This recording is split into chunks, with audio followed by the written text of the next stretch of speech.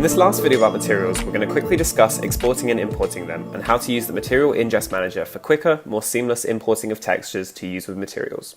First, let's look at saving a material we've already created. If you go to the node properties of a material, we have this second tab called Node. In here, you can use the Export as Material button to save a material to disk.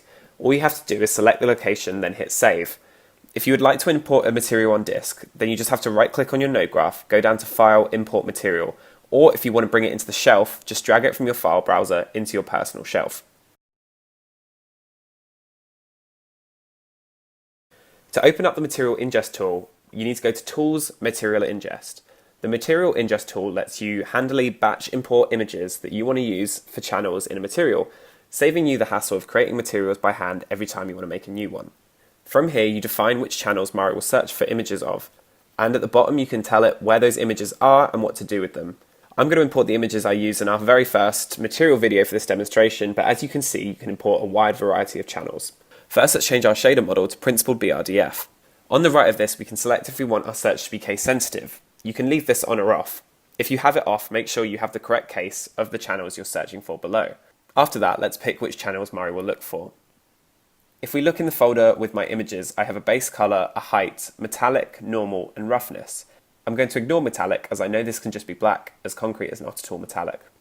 If we go back to Mari, I'm going to untick every other channel by Control selecting them all and then right-clicking and unchecking selected. If you leave them on and Mari can't find an associated image, it will use whatever you have in the color swatch here as a default color, which you may want to do. On the right of that, we're going to tell it the suffix of the image file to search for. If you double click this, you can change it to whatever your images are named in your folder. For now, I'm going to use my height as bump to save my poor laptop from dying. Since you get to decide your naming patterns, if another program you used or online resource you got your images from names them differently, then you're able to change the naming pattern here and still ingest it with no problem. Finally, let's set up our ingest options at the bottom. The file name template has those weird dollar signs we saw in the export video. If you hover over this box, it will tell you what these wildcards stand for. In this instant, the default of $name will look for the same name of any materials in the folder, $stream will look for the same naming patterns we just defined, and $ext will ingest any image regardless of the format. These will work just fine.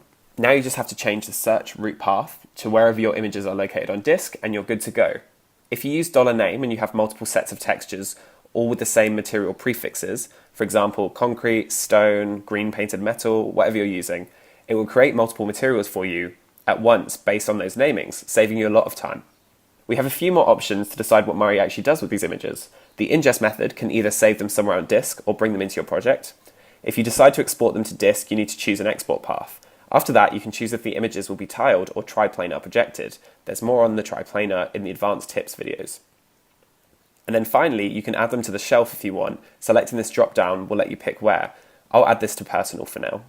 When I hit create materials, it will run for me. And as you can see, I now have this material on my shelf. And if I drag it into my node graph, we can also see that it's set up sliders for me, like tiling amount, instead of having to go in and manually promote it like we did in our first video.